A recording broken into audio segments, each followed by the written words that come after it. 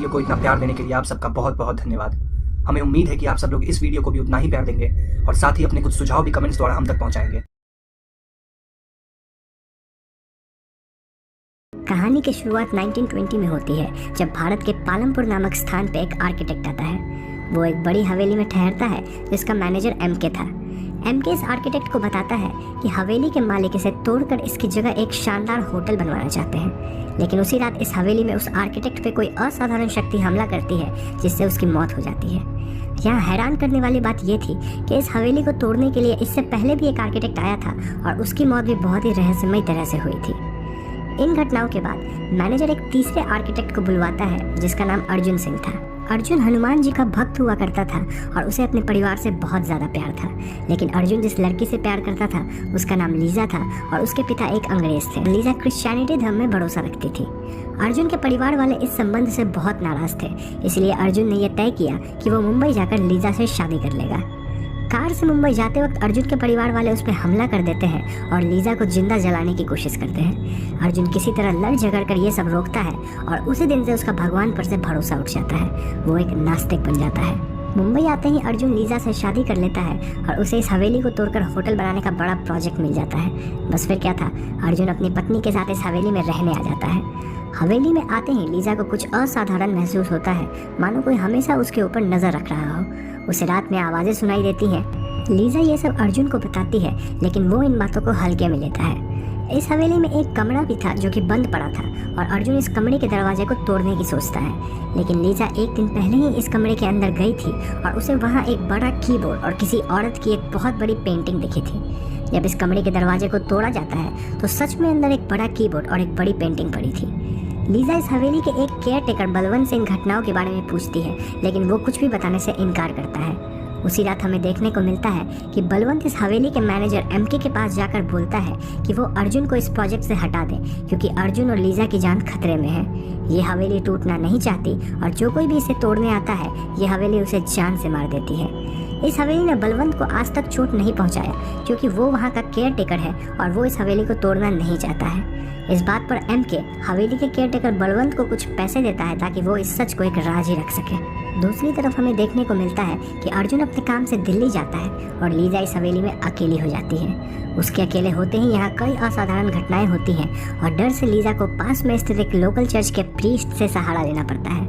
हवेली में आते ही प्रीस्ट को भी कुछ शैतानी शक्ति महसूस होती है और उसी रात चर्च में उन्हें खून में रंगा एक बैफोमेट का सिंबल दिखता है। इस घटना के तुरंत बाद प्रीस्ट अपने हेड से मिलते हैं और दोनों मिलकर ये निष्कर्ष निकालते हैं कि इस हवेली में कोई बुरी आत्मा है और वो आत्मा खास तौर पे लीजा को अपने चपेट में लेना चाहती है।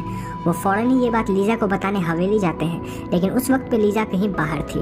वो सारी बात केयर टेकर बलवंत को बताते हैं, लेकिन बलवंत इनमें से कोई भी बात लीजा को नहीं बताता है।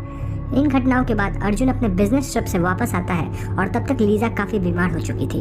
वो ना तो कुछ खा रही थी, ना ही पानी पी रही थी और दिन भर अपने बिस्तर पर लेटी रहती थी। उसी रात अर्जुन को एक भयावह दृश्य देखने को मिला। उसने पाया कि लीजा अपने बिस्तर पे नहीं थी और हवेली में खोजने पे उसे लीजा एक मरे हुए जानवर का कच्चा मांस खाते हुए दिखी। अर्जुन के आते ही वो दौड़कर उस पेंटिंग वाले कमरे की तरफ भागी और वहां जाकर एक बहुत ही डरावने पोस्चर में जमीन पर लेट गई। इस घटना के तुरंत बाद अर्जुन ने एक डॉक्टर से कंसल्ट किया और उसका मानना था कि लीजा को मल्टीपल पर्सनैलिटी डिसऑर्डर हुआ है। प्रीस्ट ने बार बार ये समझाने की कोशिश करी कि शायद लीजा के अंदर कोई बुरी आत्मा है, क्योंकि जब प्रीस्ट ने उसके सर पे एक क्रॉस रखा था तो वह बिल्कुल बौखला उठी थी और प्रीस्ट पे हमला भी करी थी। लेकिन डॉक्टर इस बात को मानने के लिए तैयार नहीं था और वो लीजा का इलाज करने के लिए उसे अपने अस्पताल ले गया। लेकिन वहाँ लीजा एक भारी मर्दाना आवाज़ में सबके सामने डॉक्टर की पूरी कुंडली ही खोल डाली, जिससे वो डरकर वहाँ से भाग गया। अब एक बात तो साबित हो चुकी थी कि लीजा का शरीर सचमुच किसी शैतानी आत्मा की चपेट में है। अर्जुन तुरंत ही उस हवेली के मैनेजर एमके के पास पहुंचा और उससे सच्चाई पूछा। एमके ने डरकर उसे उस हवेली की पुरानी मालकिन राधा माँ का पता दिया, जो कि फिलहाल नवान नगर में रहती थी।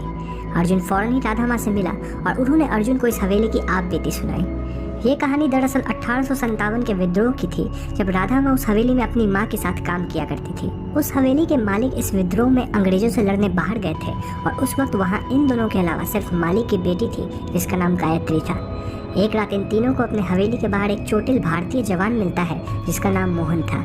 ये लोग उसे अपनी हवेली में रहने के लिए जगह देते हैं, लेकिन राधा माँ की माँ को पता चल जाता है कि मोहन असल में अंग्रेजों का जासूस था। इससे पहले कि वो इस बात को बाकी लोगों को बता पाती, मोहन उन्हें मारकर उनके शरीर को पास के कुएं में फेंक देता है। अगले दिन गायत्री को मोहन पे शक होता है और इधर उधर खोजने पे उसे राधा माँ की माँ की लाश उस कुएं में मिल जाती है।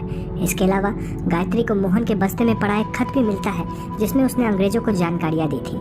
गायत्री तुरंत ही राधा माँ को एक खत लिख के देती है जिसमें वो इस जासूस की पूरी जानकारी देती है। वो राधा माँ को ये खत अपने पिता तक पहुँचाने बोलती है। जब तक उसके पिता वापस लौटते, वो मोहन को अपने तरफ आकर्षित करके वहाँ से जाने से रोकती है। कुछ ही दिनों में गायत्री के पिता हवेली पे आते हैं और वो मोहन को फांसी देकर जान से मार डालते हैं। मरने से पहले मोहन गायत्री की आंखों में आंखें डालकर कसम खाता है कि वो वापस आकर अपना बदला जरूर लेगा। तब से ही मोहन की आत्मा उस हवेली में वास करने लगी। यहाँ एक और कनेक्शन ये था कि जिस दिन गायत्री की मौत हुई, ठीक उसी दिन लीजा का जन्म भी हुआ था और वो तारीख 18 नवंबर 1896 था। दूसरी तरफ मोहन की रूह ने लीजा के शरीर पर पूरी तरह से कब्जा कर लिया था और प्रीस्ट ने डिसाइड किया कि वो लीजा के ऊपर एग्जॉर्सिज्म करेगा। एग्जॉर्सिज्म के दौरान लीजा ने प्रीस्ट और बलवंत पे हमला बोल दिया जिससे उन दोनों की मौत हो गई। मोहन की आत्मा लीजा के शरीर को जख्म देने लगती है ताकि वो जल्दी ही मर जाए और वो उसकी आत्मा को अपने साथ ले जाए। अर्जुन के पास अब कोई उपाय नहीं था और मोहन बार बार लीजा के शरीर पे चोट पहुंचा रहा था। तभी हमें देखने को मिलता है कि अर्जुन के अंदर हनुमान जी के लिए फिर से आस्था जाग जाती है और वो लीजा को पकड़कर हनुमान चालीसा का पाठ शुरू करता है। ऐसा करते ही लीजा उससे बहुत दूर भागने की कोशिश करती है और उसे चोट भी पहुंचाती है, लेकिन अर्जुन उसे बिल्कुल भी नहीं छोड़ता है। लीजा के शरीर के अंदर बैठे मोहन की आत्मा तड़पने लगती है और हनुमान चालीसा के पाठ खत्म होते ही उसे मुक्ति मिल जाती है। लीजा अब बिल्कुल ठीक हो चुकी थी और सब कुछ फिर से सामान्य हो गया था। इसके बाद हमें देखने को मिलता है कि इस हवेली में पड़ी पेंटिंग जो कि गायत्री की थी उसे हटा दिया जाता है और उसे इस हवेली से कहीं दूर ले जाया जाता है। तो दोस्तों, ये थी 1920 की डिटेल्ड कहानी और मेरे हिसाब से ये एक काफ़ी अच्छी डरावनी मूवी थी। इसकी कहानी भी दिलचस्प थी और इस मूवी में लव स्टोरी पर ध्यान ना देकर हॉरर कहानी के ऊपर ज़्यादा ध्यान दिया गया है। हालांकि इस मूवी में कोई भी बहुत प्रचलित एक्टर्स नहीं थे, लेकिन सब ने अपने किरदार को बखूबी निभाया है। इस मूवी के कई डरावने scenes the exorcism of Emily Rose वाले मूवी से इंस्पायर्ड थे, लेकिन फिर भी कहानी अलग थी और इस सीन्स को बहुत ही अच्छे से फिल्माया गया है। लीजा की भूत वाली एक्टिंग बहुत ही ज़बरदस्त है और इस मूवी की क्लाइमेक्स सीन भी काफ़ी अच्छी है। तो ओवरऑल मुझे ये मूवी काफ़ी पसंद आई थी और हालांकि ये थोड़ी पुरानी फिल्म है, मैं आप सबको इसे देखने की सलाह जरूर दूंगा। तो एक बार फिर से मेरे हिसाब से अगर आपने इस मूवी को नहीं देखा है तो आप इसे ऑनलाइन ज़रूर देख लें। मेरा आज का सवाल आप सबसे है कि क्या आपने 1920 देखी है और क्या आपको भी ये मूवी काफ़ी पसंद आई थी? आप अपने जवाब हमें कमेंट्स में बताएं और अगर आपके पास कोई सवाल हो तो वो भी हमें कमेंट्स में ही पूछ लें। जाने से पहले इस वीडियो को लाइक और शेयर ज़रूर करें